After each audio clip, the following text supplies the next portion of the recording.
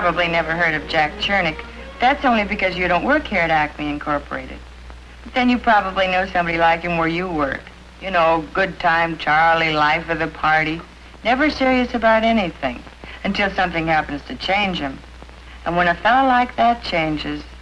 It all started one lunch hour here at the plant. Jack was doing those imitations he does, and as usual, he had everybody in the aisles. This one I think you'll get for this little guy. It's just... Don't you go out of the lifeboat, Daddy, into the roaring foam. Don't you go out in the lifeboat, Daddy, but stay with us kiddies here at home. Hey, Jack, to the boss, huh? The boss? Yeah. Okay. Stand up, sir. Now, Paul, I have been checking your production records for the past month, and frankly, I'm surprised. You, whom I put in charge of section 41287B because I loved you like a brother, and what happened? You blew a gasket. No laughing matter, Paul. For 2 hours, 657 employees were having coffee when there was no coffee break. All because you blew a gasket. Now, Paul, I am a reasonable man. In fact, I am the reasonablest man in this factory. I never lose my temper. And, Paul, I warn you, one more blown gasket, and I will... You what, Jack? I think I'll go blow a gasket. I think I'll go back to work. Wait, Jack. I want to see you in my office in 5 minutes. 5 minutes? Yes, sir.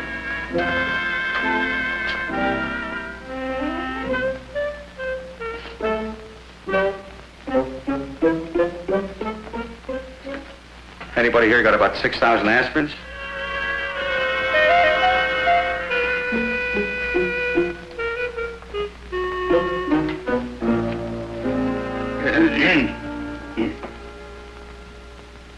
That was very funny, Jack. Very funny. As a matter of fact, it was funny. Oh, did you really like it on? Yes, you know, Jack, a talent like yours shouldn't go unused. No? No. No, I want you to head up the United Fund campaign for your entire section of the plant. Head it up? Are you kidding? No, not at all. I've thought about this for quite a while, Jack. You're a hard worker. The fellows all like you. I'm confident you can do the job. But, Mr. McCoy, I don't think it... well, can I think it over and let you know? Well, I guess so, but the campaign's already underway, you know. I'd like to know by tomorrow morning. Oh, and Jack, take these pictures along with you. We're going to be running them in the plant paper. On the back, you'll see how these particular people were helped by various United Fund agencies. It may help you to make up your mind. Yes, sir. And, Jack, I certainly don't want you to do this because I ask it. It's strictly up to you and your own conscience. My own conscience, huh? Yes, sir. That night, Jack and I had what was supposed to be a date at a drive-in. But I soon found out I had a very worried boyfriend on my hands. Jack could only talk about one thing, his concern about the job Mr. McCoy had asked him to do. What I still don't get is why me? Can you picture me going up to Mike Stoller saying, will you pledge an hour's pay a month for the next 12 months? Probably lay one on me. Well, he says, what am I doing trying to get pledges out of people? Expect laughs from me. I get serious, and what happens? Gonna lose all my best friends. They think I flipped or something. Jack, Besides, I got no family to take advantage of all these outfits in the United Fund. Me, I'm a single guy all alone. Why don't they get a family man, anyway? Look, Jack, I know you've got a problem, but, well, after all, this is a date. I know. And here we are at the drive-in. Well, why don't we do what we came here for? Yeah. Yeah, baby, I'm for that. Oh, no, silly. I meant watch the movie. Oh, look what's on, especially for you. Turn up the sound.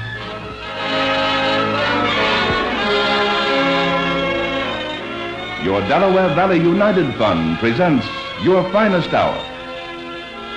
Children like these are helped every day because of people's generosity through the Delaware Valley United Fund. These youngsters are from St. Michael's Children's Home, one of the 56 member services included in the DVUF. People, young and old, are helped every single day of the year by DVUF services, such as the Salvation Army, Red Cross, multiple sclerosis, scouting, hospital clinics, Jewish Family Service, Carver YMCA, and day nurseries. Here are some of the men and women whose gifts help these children. They gave their fair share, 1 hour's pay every month, where they work. Truly, this is their finest hour all year long. For example, employees of the De La Valle Company, both labor and management, won a plaque award last year for fair share giving. One of this year's volunteer campaign leaders is Mervyn T. Flock, Industrial Division Chairman, presenting this coveted DVUF award. Another group of employees who won the plaque award work for the city of Trenton. The employees of the Garbage and Ashes Division of the Public Safety Department gave generously. Here's the award won by these employees who gave their fair share, an hour's pay every month, or only 0.6% of their salary through the payroll deduction. The volunteer campaign chairman for government employees this year is William F. Faherty, Jr.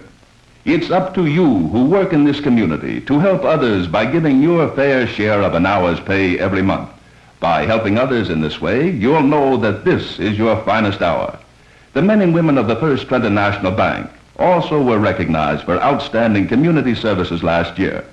Another man who's volunteering his time for the DVUF campaign is Jack Turner of the Roebling Company, this year's commercial division chairman. But you, the giver, hold the key that opens the door to campaign success. You can help by joining with these volunteer campaign leaders representing both management and labor.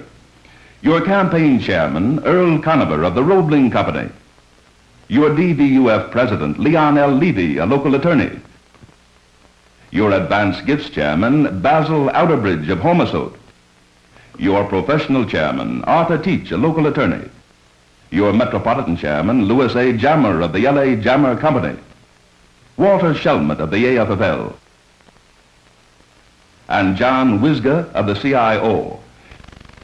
This completes your team of volunteer campaign leaders for this year's DVUF campaign. No matter where you work, in industry, commerce, or government, you will know that your gift of an hour's pay every month to help others will be your finest hour. It's strictly up to you. Help them all at once.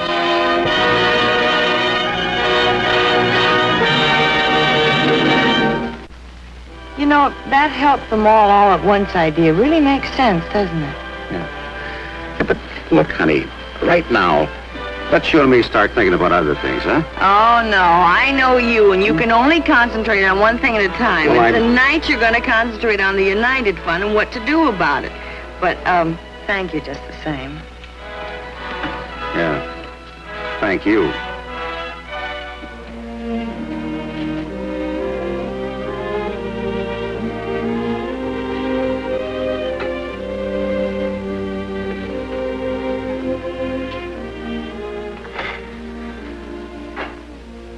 All right, stop staring at me.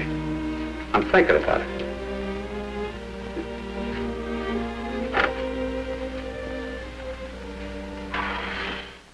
This is George Case of WTTM. The Eagles win a really big one. World Series spectators got a special treat this afternoon. Before the details, we'd like to pass along a special tip. Any time now, a United Fund volunteer will visit you. He'll bring you once-a-year opportunity to support 56 DVUF member services, a giving opportunity that's designed to help us all. The DVUF needs everyone's fair share pledge. That's the tip. The question is, what are you going to do about it? And now for the details about that great World Series game played earlier today. In the last of the 7th inning... The question is, what are you going to do about it? Well, I'll tell you what I'm going to do. I'm going to bed. To sleep.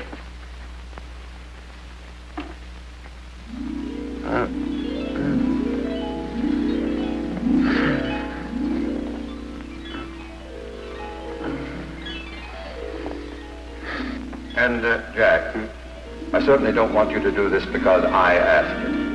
It's strictly up to you. and your own conscience. My own conscience. Hey, you. I'm asleep. I can't hear you. You can hear me all right. Get out of my dream and leave me alone, will you? What's all this about the United Fund meaning nothing to you because you haven't got a family?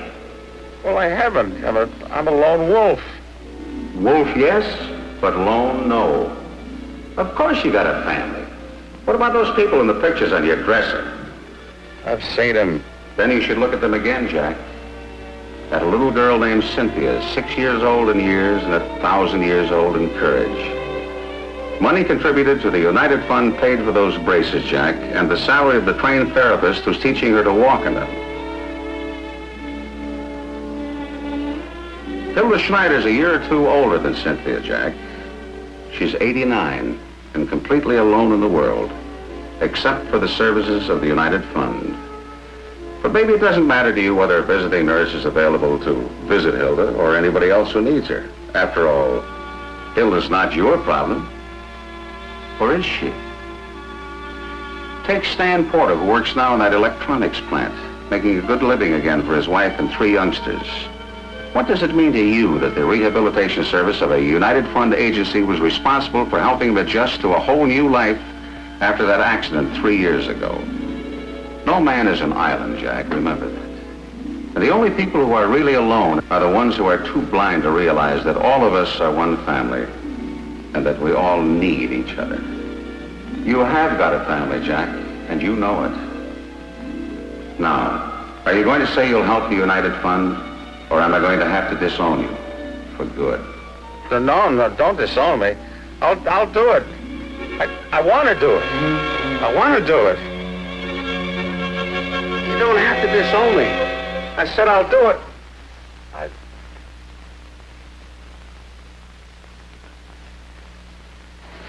Okay. You all heard what I told him. So now you're my family. How can I please go to sleep?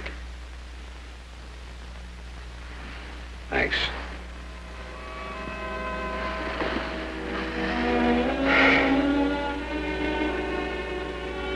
Good night, family. Certainly no one ever worked harder on a United Fund campaign than Jack did. And when the day came that it was over... Well, I guess these are the last of Mr. McCoy. Oh, thank you, Jack. Thank you very much. How do we come on? Well, that's still to be seen. I understand you worked very hard on this. Yeah, I haven't even seen my girl for 2 weeks. Very admirable. What's more, I understand you really kept the boys on your team working.